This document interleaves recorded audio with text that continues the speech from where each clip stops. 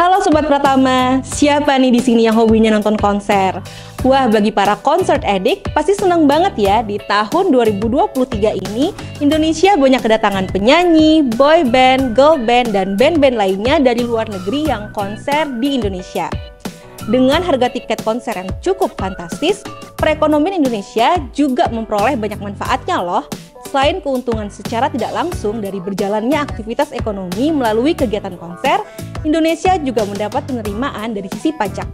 Yuk kita bahas pajak apa aja sih yang timbul atas kegiatan konser oleh artis luar negeri di Indonesia. Saya Anissa Sakdia, inilah berudak series aspek pajak atas penyelenggaraan konser artis luar negeri di Indonesia.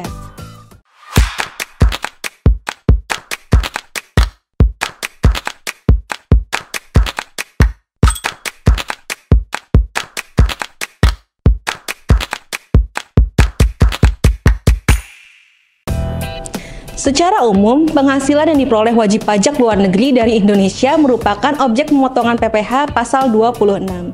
Berdasarkan Undang-Undang Pajak Penghasilan atau Undang-Undang Nomor 7 Tahun 1983, sebagaimana diperbaharui dengan Undang-Undang Nomor 6 Tahun 2023, tarif pemotongan PPh atas penghasilan untuk wajib pajak luar negeri adalah sebesar 20%.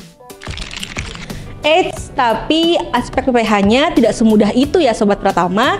Dikarenakan transaksinya adalah antara dua negara, kita perlu mengacu ke pengaturan di Perjanjian Penghindaran Pajak Berganda atau P3B antara Indonesia dengan negara mitra, agar tidak terjadi pengenaan pajak di dua negara tersebut atas penghasilan yang sama atau dikenal dengan istilah double taxation. Nah, kita asumsikan saja kita lagi bahas penghasilan yang diterima oleh pemilik lagu Look at the stars, look how they shine for you.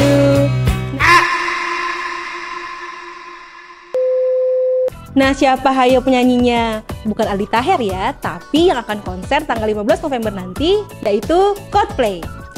Karena band Coldplay berasal dari Inggris, kita asumsikan P3B yang dipakai adalah P3B antara Indonesia-Inggris ya Sobat Pratama. Berdasarkan artikel 17 paragraf 1 P3B antara Indonesia dan Inggris, penghasilan yang diperoleh para entertainer, misalnya musisi, dikenakan pajak di negara tempat aktivitas tersebut dilakukan. Ketentuan yang sama juga berlaku jika penghasilan milik entertainer tersebut diberikan melalui pihak ketiga. Sesuai artikel 17 paragraf 2 P3B antara Indonesia dan Inggris, negara tempat aktivitas dilakukan memiliki hak pemajakan meskipun penghasilannya dibayarkan melalui pihak ketiga. Nah, begini ilustrasinya. Jika Coldplay konser di Indonesia dan menerima penghasilan secara langsung, tidak melalui manajer atau pihak ketiga, Indonesia memiliki hak pemajakan atas penghasilan yang diberikan ke Coldplay. Jika Coldplay konser di Indonesia dan menerima penghasilan secara tidak langsung, yaitu melalui manajer atau pihak ketiga, Indonesia tetap memiliki hak pemajakan atas penghasilan yang diberikan ke Coldplay. Nah, kalau berdasarkan P3B Indonesia-Inggris, Indonesia memiliki hak pemajakan atas penghasilan yang diperoleh Coldplay. Maka dari itu, Indonesia berhak memotong PPh pasal 26 dengan tarif sebesar 20% atas penghasilan Coldplay sesuai ketentuan di Undang-Undang Domestik kita.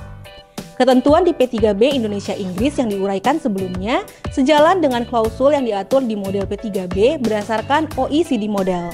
Tapi Sobat Pratama tetap harus mengacu ke P3B negara terkait ya, karena bisa jadi ada pengaturan yang berbeda dengan P3B Indonesia-Inggris yang dijelaskan di video ini. Harga tiket 11 juta, kok pas bayar jadi 13 jutaan ya? Apa kena PPN ya? Nah, ini kurang tepat ya Sobat Pratama, karena sebetulnya tiket konser itu tidak dikenakan PPN.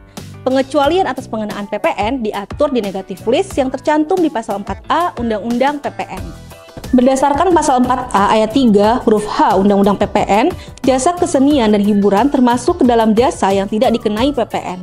Jasa kesenian dan hiburan tersebut meliputi semua jenis jasa yang dilakukan oleh pekerja seni dan hiburan yang merupakan objek pajak daerah dan retribusi daerah. Jasa kesenian dan hiburan sebagai non-objek PPN juga diatur dalam ketentuan turunan Undang-Undang PPN nih Sobat Pratama, yaitu Pasal 3 Peraturan Menteri Keuangan atau PMK 70 Tahun 2022. yang detail jenis jasanya diatur dalam Pasal 5 Ayat 1 PMK 70 tahun 2022.